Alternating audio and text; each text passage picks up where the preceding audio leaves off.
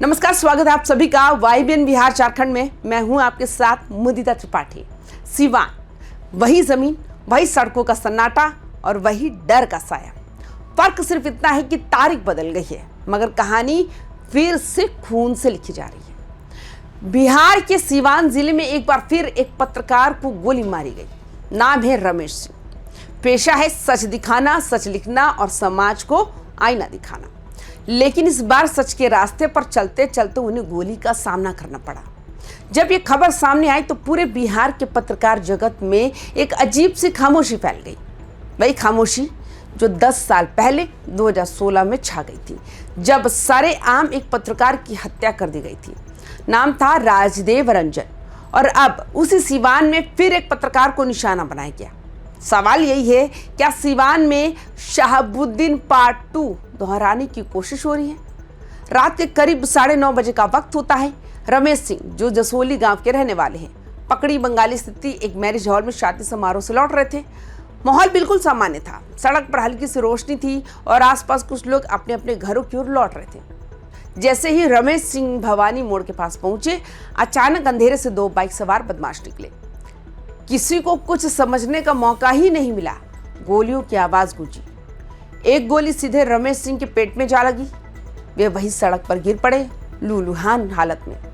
हमलावर बिना पीछे देखे अंधेरे में गायब हो गए। यह हमला सिर्फ एक व्यक्ति पर नहीं था, यह हमला पत्रकारिता पर था।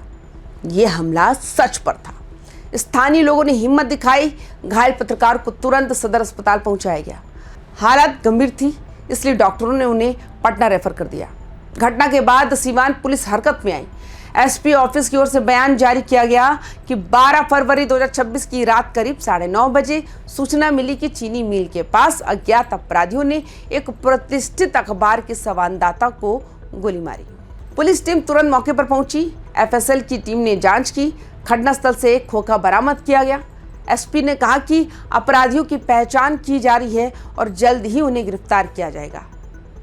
लेकिन सवाल ये है, क्या ये सिर्फ एक आपसी रंजिश का मामला है या इसके पीछे कोई बड़ी साजिश छिपी है? सिवान के एसपी पूरन कुमार झा और सदर SDPO अजय कुमार सिंह अस्पताल पहुंचे।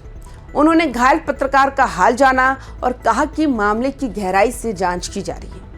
पुलिस शुरुआती जांच में आपसी रंजिश की बात कर रही है, लेकिन पत्रकार समुदाय इस बात को मानने को तैयार ही नहीं। उनका कहना है कि सिवान में पत्रकारों पर हमले कोई नई बात नहीं है। यहाँ इतिहास गवाह है कि सच बोलने वालों को चुप कराने की कोशिश की जाती रही है। इस घटना ने पूरे बिहार को 13 मई 2016 की याद दिला दी। वो दिन जब सुबह सुबह एक पत्रकार को गोलियों से भून दिया गया था। नाम था राजदेव रंजन। वे एक प्रतिष्ठित अखबार के ब्यूरो चीफ थे।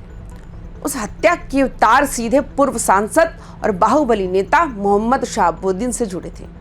उस वक्त देश भर में हंगामा मच गया था। सवाल उठा था, क्या बिहार में पत्रकार सुरक्षित है? आज ठीक 10 साल बाद फिर वही सवाल खड़ा हो गया। सिवान कोई साधारण जिला नहीं रहा। यहाँ राजनीति और अपराध का गठजोड़ लंबे समय से चर्चा में रहा है। यहाँ पत्रकार होना मतलब रोज खतरे से आंख मिलाना।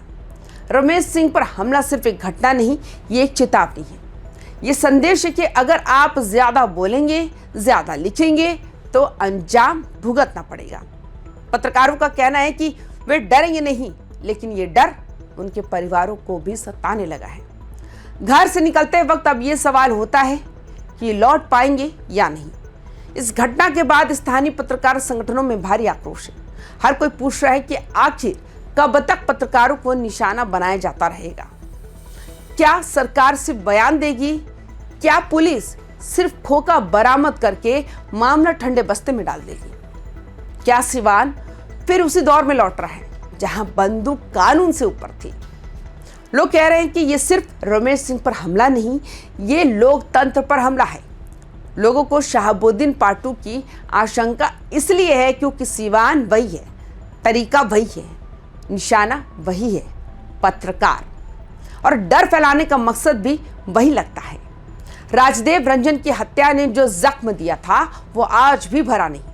अब रमेश सिंह पर हमला उस जख्म को फिर से हरा कर गया। क्या बदलेगा सीवान का इतिहास? अब सवाल है कि क्या इस बार इतिहास बदलेगा?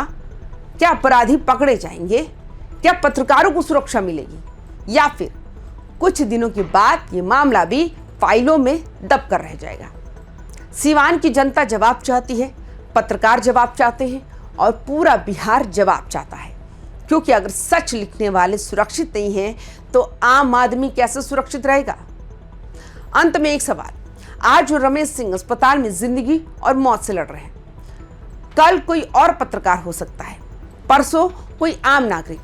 ये सिर्फ सीवान की कहानी नहीं, ये पूरे सिस्टम की कहानी है। तो सवाल वही है, क्या सीवान में शहाबुद्दीन पार्ट 2 दोहराने की कोशिश हो रही है या फिर ये आखिरी बार होगा जब किसी पत्रकार पर गोली चली?